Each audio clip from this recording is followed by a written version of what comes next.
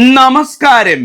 Infinite സ്റ്റോറീസിന്റെ പുതിയൊരു അധ്യായത്തിലേക്ക് എല്ലാവർക്കും സ്വാഗതം.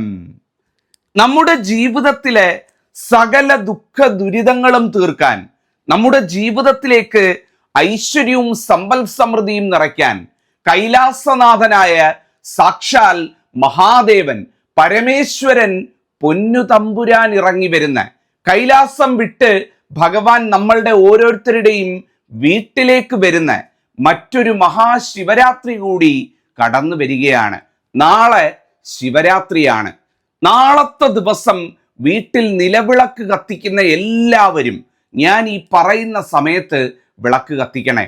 ഭഗവാന്റെ സാന്നിധ്യം ഈ ഭൂമിയിലുള്ള സമയമാണ്. ഭഗവാന്റെ സാന്നിധ്യം നമ്മളുടെ ഓരോരുത്തരുടെയും വീട്ടിലുള്ള സമയമാണിത്. ഈ സമയത്ത് വിളക്ക് കത്തിച്ച് നിങ്ങൾ ഏത് കാര്യം പ്രാർത്ഥിച്ചാലും അത് നിങ്ങൾക്ക് നടന്നു കിട്ടും. ഭഗവാന്റെ സാന്നിധ്യം അവിടെ ഉണ്ട്. വിളക്ക് കത്തിക്കാൻ ഇതിലും നല്ലൊരു മുഹൂർത്തം ഇല്ല എന്നുള്ളതാണ്.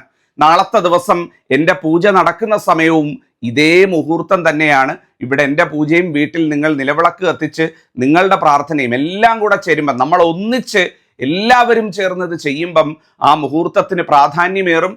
ഭഗവാന്റെ അനുഗ്രഹം ഇരട്ടിയായിട്ട് നമുക്ക് വന്ന് ഭവിക്കുകയും ചെയ്യുന്നതാണ്. അപ്പൊ ഇന്നത്തെ അധ്യായത്തിൽ പറയാൻ പോകുന്നത് ഈ ശിവരാത്രി ദിവസം ഏത് സമയത്താണ് നിലവിളക്ക് തെളിയിക്കേണ്ടത്, എന്തൊക്കെ കാര്യങ്ങളാണ് വിളക്ക് വെക്കുമ്പം ശ്രദ്ധിക്കേണ്ടത്, എന്താണ് ഭഗവത് സാന്നിധ്യമുള്ള മുഹൂർത്തം, ഈ കാര്യങ്ങളൊക്കെയാണ് പറയാൻ പോകുന്നത്. അപ്പൊ എൻ്റെ വീഡിയോ കാണുന്ന എല്ലാ പ്രേക്ഷകർക്കും ആദ്യം തന്നെ ശിവരാത്രി ആശംസകൾ.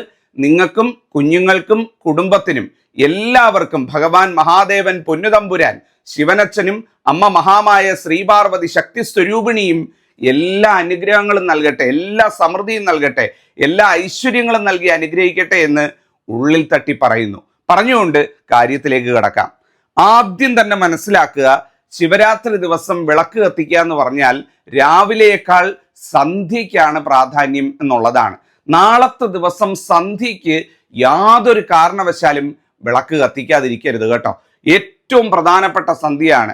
അമ്പലത്തിൽ പോകുന്നവരായാലും വ്രതമുള്ളവരായാലും ശിവരാത്രി മഹോത്സവം കാണാൻ പോകുന്നവരായാലും ഒക്കെ ശ്രദ്ധിക്കണം, സന്ധ്യയ്ക്ക് വീട്ടിൽ വിളക്ക് തെളിയിക്കണം കേട്ടോ. ഒരാളില്ലെങ്കിൽ മറ്റൊരാൾ നിന്നാണെന്നുണ്ടെങ്കിലും വീട്ടിൽ നിലവിളക്ക് തെളിയിക്കണം. 5 തിരിയിട്ട് ഭദ്രാദീപം തന്നെ തെളിയിക്കണം. ഏറ്റവും പ്രധാനപ്പെട്ട കാര്യമാണ്. 5 തിരി നിലവിളക്ക് വേണം കത്തിക്കാനായിട്ടെന്ന് പറയുന്നത്. നമുക്കൊരു വർഷം എടുത്ത് നോക്കിക്കഴിഞ്ഞാൽ ഒരു വർഷത്തിലെ ഏറ്റവും വിശേഷപ്പെട്ട ദിവസമാണ് ശിവരാത്രി എന്ന് പറയുന്നത്. ദേവന്മാരിൽ ദേവനായ മഹാദേവൻ, ഈ പ്രപഞ്ചത്തിലെ സകല ചരാചരങ്ങളെയും നിയന്ത്രിക്കുന്ന, സകല ഗ്രഹങ്ങളെയും നിയന്ത്രിക്കുന്ന മഹാദേവന്റെ ദിനമാണ് ശിവരാത്രി ദിനം എന്ന് പറയുന്നത്. അതുകൊണ്ട് തന്നെ ശിവരാത്രി ദിവസം വീട്ടിൽ നിലവിളക്ക് കത്തിക്കാതിരിക്കരുത്. ഒരു വർഷം മുഴുവൻ നിങ്ങൾ നിലവിളക്ക് കത്തിച്ചില്ലെങ്കിലും ശിവരാത്രി ദിവസം കത്തിക്കാതിരുന്നാൽ അത് വലിയ ദോഷമായിട്ട് മാറും.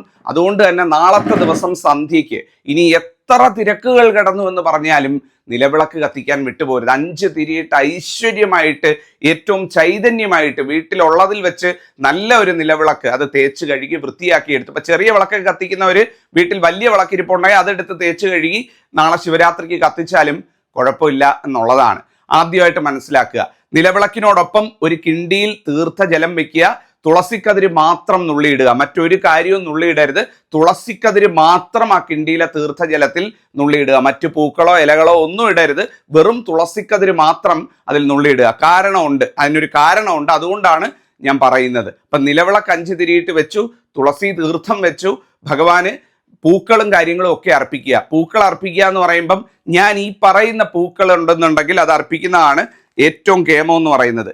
എരിക്കിൻ്റെ പൂവ് ഈ പരിസരത്ത് എവിടെങ്കിലും, വീട്ടിനടുത്തോ അല്ലെങ്കിൽ വഴിയിലോ അങ്ങനെ എവിടെങ്കിലും എരിക്കിൻ പൂവ് നിൽപ്പുണ്ട് എന്നുണ്ടെങ്കിൽ കുറച്ച് എരിക്കിൻ പൂവ് പറിച്ചുകൊണ്ട് വരാൻ പറ്റുമെങ്കിൽ ഗംഭീരം കേട്ടോ. വിളക്കിന് മുന്നിൽ നാളത്തെ ദിവസം സമർപ്പിക്കാൻ ഭഗവാൻ ഏറ്റവും പ്രിയമുള്ള, വെച്ചാൽ ഏറ്റവും ഫലം കിട്ടുന്ന പൂവാണ് എരിക്കും പൂവ് എന്ന് പറയുന്നത്. എരിക്കും പൂവ് കിട്ടിയില്ലെങ്കിൽ ശംഖുപുഷ്പ പൂവ് ഉണ്ടാവുമല്ലോ, വെള്ള ശംഖുപുഷ്പ പൂവാണ് ഏറ്റവും കേമം എന്ന് പറയുന്നത്. വെളുത്ത ശംഖുപുഷ്പ പൂ ഉണ്ട് എന്നുണ്ടെങ്കിൽ വെളുത്ത ശംഖുപുഷ്പ പൂ, ഇനി വെള്ളയല്ല നീലയാണ് നിൽക്കുന്നതെന്നുണ്ടെങ്കിൽ നീലയായാലും കുഴപ്പമില്ല, നീല ശംഖുപുഷ്പ പൂവ് രണ്ടും പറിച്ചുകൊണ്ടുവന്ന് ഭഗവാന്റെ ചിത്രത്തിന് മുന്നിൽ വെക്കുക. അല്ലെ ഭഗവാന്റെ ആ നിലവിളക്കിനെ തന്നെ ഭഗവാനായിട്ട് സങ്കല്പിച്ച് ആ നിലവിളക്കിന് മുന്നിൽ സമർപ്പിക്കുക. വീട്ടിൽ ശിവചിത്രം, ശിവവിഗ്രഹം, ചെറിയ ശിവലിംഗം ഒക്കെ ഉള്ളവരാണെന്നുണ്ടെങ്കിൽ നിലവിളക്കിൻ്റെ അടുത്ത് ഇത്തരത്തിൽ പൂക്കൾ സമർപ്പിച്ച് അവിടെ വെക്കാവുന്നതാണ്. അതുപോലെ കൂവളത്തില ഉണ്ടല്ലോ, കൂവളത്തില കുറച്ച് കിട്ടുമെന്നുണ്ടെങ്കിൽ കൂവളത്തില കൊണ്ടുവന്നും നിലവിളക്കിൻ്റെ പാദത്തിങ്കൽ സമർപ്പിക്കുക എന്നുള്ളതാണ്. അതുപോലെ തന്നെ ഈ നന്ദ്യാർ വട്ടപ്പൂവ് എന്ന് പറയുന്നുണ്ടല്ലോ, നന്ദ്യാർ വട്ടപ്പൂവ് ഏറ്റവും കേമമാട്ടോ. നന്ദ്യാർ വട്ടപ്പൂവ് കിട്ടുമെങ്കിൽ കുറച്ച് നന്ദ്യാർ വട്ടപ്പൂവ് കൊണ്ടുവന്ന് ഭഗവാന്റെ ചിത്രത്തിന് മുന്നിലും അല്ലെങ്കിൽ നിലവിളക്കിനെ തന്നെ ഭഗവാനായിട്ട് സങ്കല്പിച്ച് അതിൻ്റെ മുന്നിലും സമർപ്പിക്കാവുന്നതാണ്. അപ്പം ഇത്രയും കാര്യങ്ങളാണ് നിങ്ങൾ വിളക്ക് ഒരുക്കുന്ന സമയത്ത് ശ്രദ്ധിക്കേണ്ട കാര്യം എന്ന് പറയുന്നത്. ഇനി ഈ വിളക്ക് എല്ലാം ഒരുക്കിയെല്ലാം വെച്ച് കഴിഞ്ഞിട്ട് എടുത്തുടനെ കത്തിക്കരുത്. ഞാനൊരു മുഹൂർത്തം പറഞ്ഞുതരാം. ആ മുഹൂർത്തത്തിൽ മാത്രം എല്ലാവരും നിലവിളക്ക് കത്തിക്കുക എന്നുള്ളതാണ്. ഭഗവാന്റെ സാന്നിധ്യമുള്ള മുഹൂർത്തമാണ് നാളെ 6:10 6:37 ഇടയിൽ ഏതാണ്ട് 27 മിനിറ്റ് സമയമുണ്ട്. ആ ഒരു 27 മിനിറ്റ് മുഹൂർത്തം എന്ന് പറയുന്നത് ഏറ്റവും ശ്രേഷ്ഠമായിട്ടുള്ള മുഹൂർത്തം. 6:10 മുതൽ 6:27 വരെ. 6 മണിക്ക് ഒരുക്കി 6 മണിക്ക് തന്നെ കത്തിക്കരുത്. 6:10 കഴിഞ്ഞിട്ട് കത്തിക്കുക, 6:37 മുമ്പ് കത്തിക്കുക എന്നുള്ളതാണ് ഒരു പ്രധാനപ്പെട്ട കാര്യം. അതായത് സാധാരണ ദിവസം നമ്മൾ വിളക്ക് വെച്ച് കഴിഞ്ഞാൽ നമ്മളൊരു അരമണിക്കൂറോ 1 മണിക്കൂറോ കഴിഞ്ഞ് കഴിഞ്ഞാൽ നിലവിളക്ക് അണയ്ക്കാറുണ്ട്. പക്ഷേ നാളത്തെ ദിവസം ശിവരാത്രി ദിവസം വിളക്ക് വെക്കുന്നവർ ഏറ്റവും കുറഞ്ഞത് ഒരു 8 മണി വരെയെങ്കിലും നിലവിളക്ക് കത്തിക്കാനായിട്ട് ശ്രദ്ധിക്കുക. കാരണം മുഹൂർത്തം, വിളക്ക് കത്തിക്കുന്ന മുഹൂർത്തം ഇതാണ് എന്നുണ്ടെങ്കിലും ആ ഒരു പ്രഭ ഏറ്റവും കൂടുതൽ നമ്മളുടെ വീട്ടിൽ വിളങ്ങേണ്ട ഒരു ദിവസമാണ്.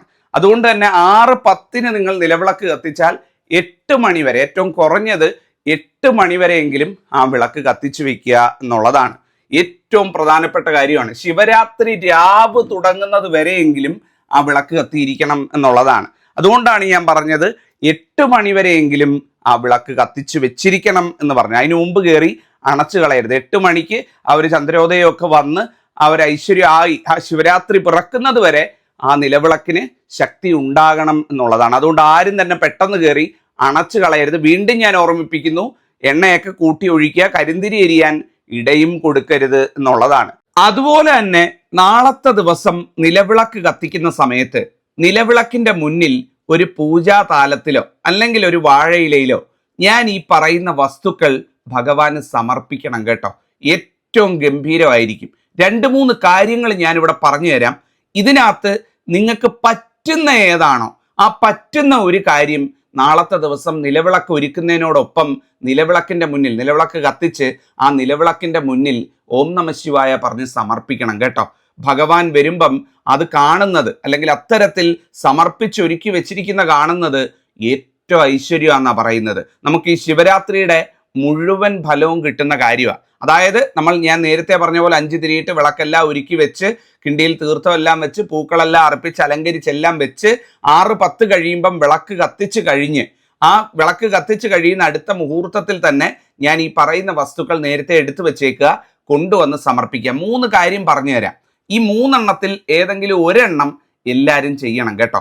ഒന്നാമത്തെ സമർപ്പണം എന്ന് പറയുന്നത് ഒരു വെറ്റിലയും അടയ്ക്കയും, നല്ല ഒരു വെറ്റിലയും ഒരു അടയ്ക്കയും, ഇത് രണ്ടുമായിട്ട് ഒരു പൂജാതാലത്തിലോ അല്ലെങ്കിൽ ഒരു വാഴയില വെട്ടിയ ഒരു വാഴയില തുമ്പിലോ ഭഗവാന്റെ ചിത്രം ഉണ്ടെങ്കിൽ അതിൻ്റെ മുന്നിൽ, അല്ല നിലവിളക്കാണെന്നുണ്ടെങ്കിൽ നിലവിളക്കിന് മുന്നിൽ ഐശ്വര്യമായിട്ട് സമർപ്പിക്കുക. ഒന്നാമത്തെ കാര്യം. ഇത് പറ്റുന്നവരെല്ലാം ചെയ്യുക. ചിലപ്പോൾ എല്ലാവർക്കും വെറ്റ അടയ്ക്കയൊന്നും വെക്കാൻ കിട്ടിക്കൊള്ളണമെന്നില്ല, അല്ലെ അതിന് പോകാനുള്ള സാഹചര്യം ഇല്ലായിരിക്കും. അങ്ങനെ ഉണ്ട് എന്നുണ്ടെങ്കിൽ നല്ല ഒരു ഗ്ലാസ് പാല് നേരത്തെ എടുത്തു വെച്ചേക്കണം. പച്ചപ്പാല്, തിളപ്പിക്കരുത്. നല്ല ഒരു ഗ്ലാസ് പശുവും പാല് കിട്ടുമെങ്കിൽ അതാണ് ഏറ്റവും ഗംഭീരം എന്ന് പറയുന്നത്. നല്ല ഒരു ഗ്ലാസ് പാല്, ആ പാലിലേക്ക് ഒരു പഴം, നല്ല ഒരു പഴം, പൂവമ്പഴോ ഞാലിപ്പൂവമ്പഴോ അങ്ങനെ ഏതെങ്കിലും ഒരു പഴം നന്നായിട്ട് സ്ലൈസ് ചെയ്ത് അരിഞ്ഞിട്ടിട്ട് ആ പാലും പഴവും മറ്റൊന്നും ചേർക്കണ്ട, ആ പാലും പഴവും കൂടെ ഒരു താലത്തിലോ അല്ലെങ്കിൽ ഒരു ഇലയിലോ വെച്ച് ഭഗവാന് നേദ്യമായിട്ട് സമർപ്പിക്കുക. ഇതാണ് രണ്ടാമത്തേത് എന്ന് പറയുന്നത്. മൂന്നാമത്തേത് എന്ന് പറയുന്നത്, ഇത് പറ്റുമെങ്കിൽ എല്ലാവരും ചെയ്യണം കേട്ടോ. വീട്ടിൽ സ്ത്രീകളുണ്ട് എന്നുണ്ടെങ്കിൽ, വിവാഹിതരായ സ്ത്രീകൾ തങ്ങളുടെ സിന്ദൂരച്ചെപ്പും കൺമഷിക്കൂടും, വിവാഹിതരാകാത്ത സ്ത്രീകൾ തങ്ങളുടെ കൺമഷിച്ചെപ്പ്, അതുപോലെ തന്നെ ഈ നൃത്ത രംഗത്തൊക്കെ പ്രവർത്തിക്കുന്നവരുണ്ടെങ്കിൽ തങ്ങളുടെ ചിലങ്ക, ഇതൊക്കെ ഒരു വാഴയിലയിലോ അല്ലെങ്കിൽ ഒരു താലത്തിലോ ഒരു പാത്രത്തിലോ വെച്ച് അല്ലെങ്കിൽ ഒരു തളികയിലോ വെച്ച് ഭഗവാന്റെ മുന്നിൽ സമർപ്പിക്കുക. അതെല്ലാവരും ചെയ്യേണ്ട കാര്യമാണ്. ആദ്യം പറഞ്ഞ 2 നിങ്ങൾ ഏതെങ്കിലും ഒരെണ്ണം ചെയ്താൽ മതി, നിങ്ങളെ കൊണ്ട് പറ്റുന്ന ചെയ്താൽ മതി. പക്ഷെ ഞാൻ ഈ മൂന്നാമത് പറഞ്ഞ കാര്യം വീട്ടിലുള്ള സ്ത്രീകളെല്ലാവരും ചെയ്യണം കേട്ടോ. ഏറ്റവും ഐശ്വര്യമുള്ള കാര്യമാണ്.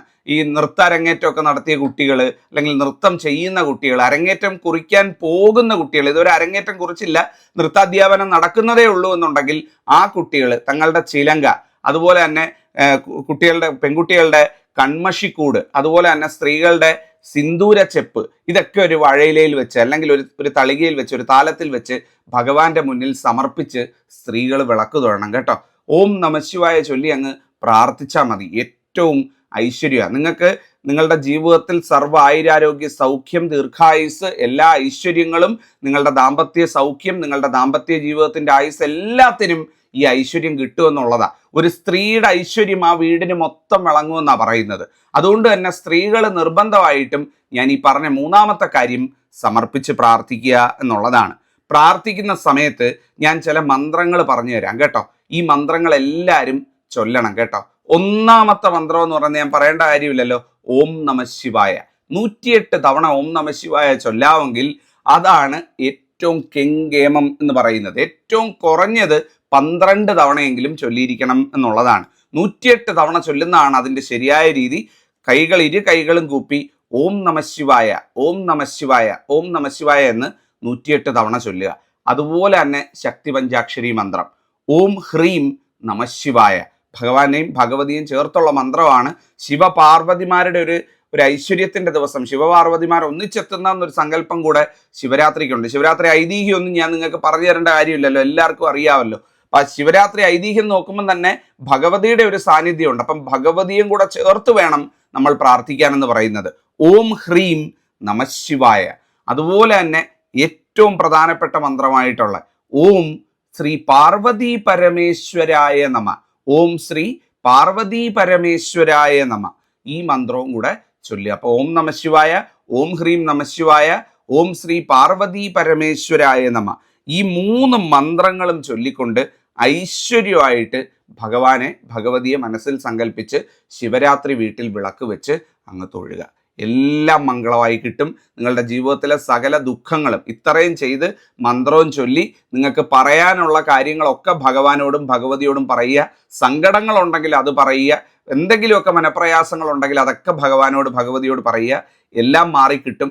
എന്തെങ്കിലും ആഗ്രഹങ്ങൾ വരും വർഷം നിങ്ങൾക്ക് നടന്ന് കിട്ടാനുണ്ടെങ്കിൽ, അടുത്ത ഒരു വർഷത്തിനകത്ത് നടന്ന് കിട്ടാനുള്ള ആഗ്രഹങ്ങളുണ്ടെങ്കിൽ, ഞാൻ നേരത്തെ പറഞ്ഞ പോലെ കാര്യങ്ങൾ സമർപ്പിച്ച് വിളക്ക് കത്തിച്ച് ആ വിളക്കിൻ്റെ മുമ്പിൽ എങ്ങും പോകണ്ട, ഒരു അമ്പലത്തിൽ പോയില്ലെങ്കിലും വിളക്ക് വെച്ച് ഞാൻ ഈ പറഞ്ഞ രീതിയിൽ നിങ്ങൾ പ്രാർത്ഥിച്ചു നോക്കൂ. ഭഗവാൻ അവിടെ വരും, ഭഗവാൻ അവിടെ പ്രത്യക്ഷപ്പെടും. നിങ്ങൾ ചോദിക്കുന്നതൊക്കെ വരമായി നൽകി ഈ ശിവരാത്രി ധന്യമാക്കി മടങ്ങുകയും ചെയ്യുന്നതാണ്. അപ്പം എല്ലാവരും ഞാൻ ഈ പറഞ്ഞ കണക്ക് ചെയ്യുക. ഇനി രാത്രി ഒരു 8 മണിയൊക്കെ കഴിഞ്ഞ് നിലവിളക്കൊക്കെ അണച്ചു കഴിഞ്ഞ്, നിലവിളക്കൊക്കെ കെടുത്തി കഴിഞ്ഞ് 8 മണിക്ക് ശേഷം, ചിലർ ഈ നിലവിളക്ക് കണ്ടിന്യൂ ചെയ്യുന്നവരുണ്ട് കേട്ടോ. വെളുപ്പിനെ ഇവരൊക്കെ നിലവിളക്ക് കെടാവിളക്കായിട്ട് വെച്ച് കണ്ടിന്യൂ ചെയ്യുന്നവരുണ്ട്. അങ്ങനെ ചെയ്യുന്നവർ അങ്ങനെ ചെയ്തോളൂ, കുഴപ്പമില്ല. അല്ലാത്തവർ ഏറ്റവും കുറഞ്ഞത് 8 മണി വരെ ആ വിളക്ക് കത്തിച്ച് വെച്ചിരിക്കണം. 8 മണി കഴിഞ്ഞ് അണച്ചോളൂ. അപ്പോൾ ആ നിലവിളക്ക് അണച്ചു കഴിഞ്ഞിട്ട് ആ കിണ്ടിയിലെ തീർത്ഥജലം ഉണ്ടല്ലോ, ആ കിണ്ടിയിലെ തീർത്ഥജലം വീട്ടിലുള്ള എല്ലാവർക്കും പകർന്നു കൊടുക്കുക. പകർന്നു കൊടുക്കുമ്പോൾ ശ്രദ്ധിക്കുക, നിങ്ങൾ ആരെങ്കിലും വ്രതത്തിലുള്ളവരുണ്ട് എന്നുണ്ടെങ്കിൽ, ശിവരാത്രി വ്രതം കൈക്കൊള്ളുന്നവരുണ്ട് എന്നുണ്ടെങ്കിൽ അത് പകർന്നു കൊടുക്കാൻ പാടില്ല, അവരത് കുടിക്കാൻ പാടില്ല എന്നുള്ളതാണ്. അതല്ല, നിങ്ങൾ മാത്രമേ വ്രതം എടുക്കുന്നുള്ളൂ, വീട്ടിലുള്ള മറ്റംഗങ്ങൾക്ക് വ്രതമില്ല എന്നുണ്ടെങ്കിൽ അവർക്ക് ആ തീർത്ഥം പകർന്നു നൽകുക. അതുകൊണ്ടാണ് ഞാൻ ആദ്യം പറഞ്ഞത് അതിൽ തുളസിക്കതിര് മാത്രമേ ഇടാവുള്ളൂ, മറ്റ് പൂക്കളോ വിഷാംശമുള്ള കാര്യങ്ങളോ ഒന്നും അതിൽ വരരുത് എന്ന് പറഞ്ഞത്. അപ്പോൾ ആ തുളസിക്കതിരിട്ട് ആ തീർത്ഥം എല്ലാവർക്കും പകർന്നു കൊടുക്കുക. അതുപോലെ വിളക്കിന് മുന്നിൽ സമർപ്പിച്ചിട്ടുള്ള പൂക്കളോ അല്ലെങ്കിൽ കൂവളത്തിലയോ ഉണ്ട് എന്നുണ്ടെങ്കിൽ അതെടുത്ത് സ്ത്രീകൾ മുടിയിൽ ചൂടുന്നതും, വിളക്ക് സമയം കഴിഞ്ഞ് നിങ്ങളുടെ മുടിയിൽ ചൂടുന്നതും ഏറ്റവും കെങ്കേമമായിട്ടുള്ള ദിവസമാണ്. എല്ലാവരും അത് ചെയ്യാനായിട്ട് വിട്ടുപോകരുത്. ഇനി അമ്പലത്തിൽ പോകുന്നവർ, ശിവരാത്രി ദിവസം അമ്പലത്തിൽ തൊഴാൻ പോകുന്നവരുണ്ട് എന്നുണ്ടെങ്കിൽ, രാവിലെ വൈകുന്നേരം ഒക്കെ പോകുന്നവരുണ്ട് എന്നുണ്ടെങ്കിൽ നിർബന്ധമായിട്ടും ഭഗവാന് കൂവളത്തില സമർപ്പിക്കണം കേട്ടോ. കൂവളമാലയോ കൂവളത്തിലയുടെ കെട്ടോ ഒക്കെ ആയിട്ട് വാങ്ങി സമർപ്പിക്കുക. അമ്പലത്തിൽ പോകുന്ന സമയത്ത് നിർബന്ധമായിട്ടും നിങ്ങളുടെ വീട്ടിൽ എത്ര അംഗങ്ങളുണ്ടോ അത്രയും നാണയം തലയ്ക്കൊഴിഞ്ഞ് വാങ്ങിച്ചുകൊണ്ട് പോകണം കേട്ടോ. അതായത് എല്ലാവർക്കും വേണ്ടി, ഇപ്പോൾ ഉദാഹരണത്തിന് എൻ്റെ വീട്ടിൽ 5 പേരുള്ളവരാണെന്നിരിക്കട്ടെ, 5 പേരുള്ള ഒരു കുടുംബമാണ് എൻ്റെ എന്നിരിക്കട്ടെ. ആ 5 പേരുടെ കയ്യിൽ ഓരോ ചില്ലറ പൈസ കൊടുത്ത് അവരോട് തലയ്ക്കൊഴിഞ്ഞ് തരാൻ പറയണം. ആ തലയ്ക്കൊഴിഞ്ഞ് വാങ്ങിക്കുന്ന ആ പണം, അല്ലെങ്കിൽ ആ ഒരു പിടി പണം, അല്ലെ ആ ചില്ലറ പണം, അതുമായിട്ട് നിങ്ങൾ ക്ഷേത്രത്തിൽ പോവുക. കൊണ്ടുപോയി ആദ്യം തന്നെ ശിവഭഗവാന്റെ നടക്കിൽ അത് സമർപ്പിച്ച് ഓം നമഃ ശിവായ ചൊല്ലി എല്ലാ ഐശ്വര്യത്തിനും വേണ്ടി ഭഗവാന്റെ അടുത്ത് പ്രാർത്ഥിക്കുക. അപ്പം തലയ്ക്കൊഴിഞ്ഞ് പണം കൊണ്ടുപോകാനായിട്ടും വിട്ടുപോകരുത് എന്നുള്ളതാണ്.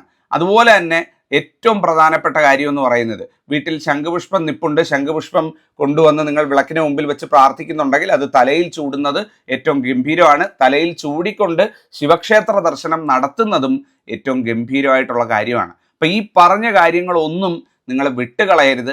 നിങ്ങളുടെ ജീവിതത്തിൽ ഏറ്റവും ഐശ്വര്യം തരുന്ന ഒരു വർഷം, ഒരുപക്ഷെ നമുക്ക് ഇത്രയേറെ ആഘോഷങ്ങളുണ്ടെങ്കിലും ആ ആഘോഷങ്ങളുടെ ഒക്കെ മഹാരാജാവ് എന്നറിയപ്പെടുന്ന, അല്ലെങ്കിൽ ആ പുണ്യ ദിവസങ്ങളുടെ ഒക്കെ മഹാരാജാവ് എന്നറിയപ്പെടുന്ന മഹാശിവരാത്രിയാണ്. ഭഗവാൻ മഹാദേവൻ, ദേവന്മാരിൽ ദേവന്റെ അനുഗ്രഹമുള്ള രാത്രിയാണ്, ദിവസമാണ്. അപ്പം വിട്ടുകളയരുത് എന്നുള്ളതാണ്. ഇപ്പം ഞാൻ ഈ പറഞ്ഞതിൽ എന്തെങ്കിലും സംശയങ്ങൾ, ചോദ്യങ്ങളൊക്കെ ഉണ്ട് എന്നുണ്ടെങ്കിൽ ചോദിക്കാം. ജഗദീശ്വരൻ മഹാദേവൻ പൊന്നുതമ്പുരാൻ നിങ്ങൾക്കും കുഞ്ഞുങ്ങൾക്കും കുടുംബത്തിനും എല്ലാ ഐശ്വര്യങ്ങളും നൽകി അനുഗ്രഹിക്കട്ടെ. എൻ്റെ അമ്മ മഹാലക്ഷ്മിയുടെ അനുഗ്രഹം നിങ്ങൾക്കും കുഞ്ഞുങ്ങൾക്കും ഉണ്ടാവട്ടെ. നന്ദി, നമസ്കാരം.